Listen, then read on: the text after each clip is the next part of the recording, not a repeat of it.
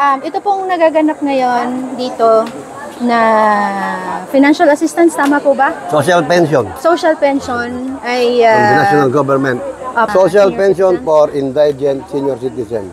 Yun po ang tawag. Ito na po yung... Naging 1,000. From 500, naging 1,000. Apo. Ano pong month ang covered nito, sir? Ang covered nito is, ang bigayan kasi ngayon is semestral. So twice a year. Apo. Dati quarterly, medyo nagbawas ng trabaho. Matrabaho kasi yung quarterly. So, twice a year per semester na payout. 6 months. Ang coverage nito is January to June.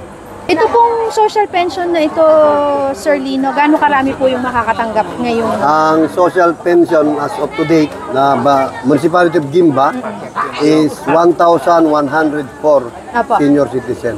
Lahat po ng barangay Lahat ng barangay na yun. Apo, parang dito, ito pong nandito Prorata, ngayon. depende sa laki ng barangay mo. Siyempre, mas marami din yung social pensioner. So dito po sa Barangay Banitan, lahat po sila ay makakatanggap. Tama po ba? No, Banitan is only... Kasi ginawa kong cluster by cluster to. Itong cluster na ito is... Ang center is Banitan, pero ang clustering, Balingog East, Balingog West, Banitan, and Bantog.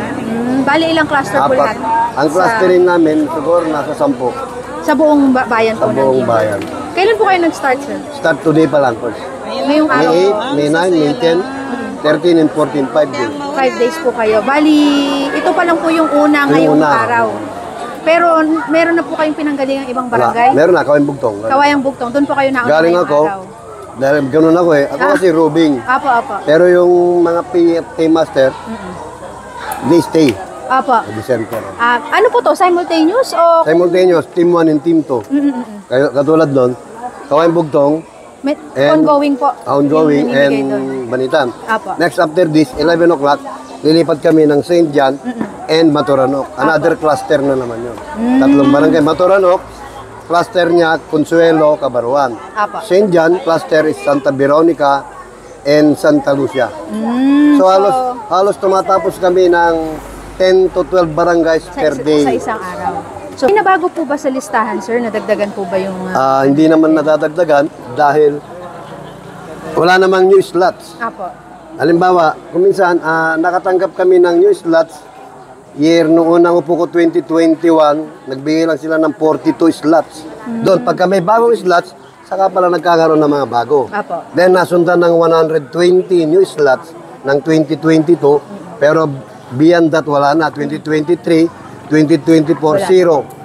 Umaasa na lang po kami sa mga namamatay. Pag may namatay, papalitan.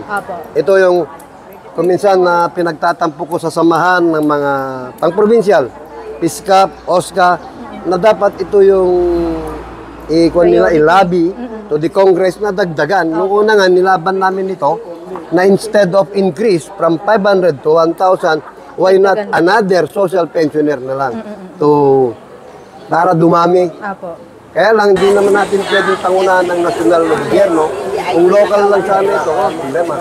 Kaya nga, naisipan ko, dahil maliit po yung binibigay ng gobyerno na slots, so naisip ko yung ayuda na 500. Ang palubag-loob sa mga ka-senior citizen. Kaya lahat, bali ng senior ng bayan ng Gimba, nakakatanggap. Opo. So parang separate pa po yun, ano? Separate yun. Yung katatapos namin. Pero the pensioners are not included on the ayuda. Gano'n na nga po karami ang senior citizens Ang senior citizen ngayon is 15,117. Age 60. Hindi, lahat yun. Lahat. Regardless of age. Ang social pensioner kasi, para po sa lahat yan. Regardless na bata ka, okay. Pasok ka sa criteria na sinasabi.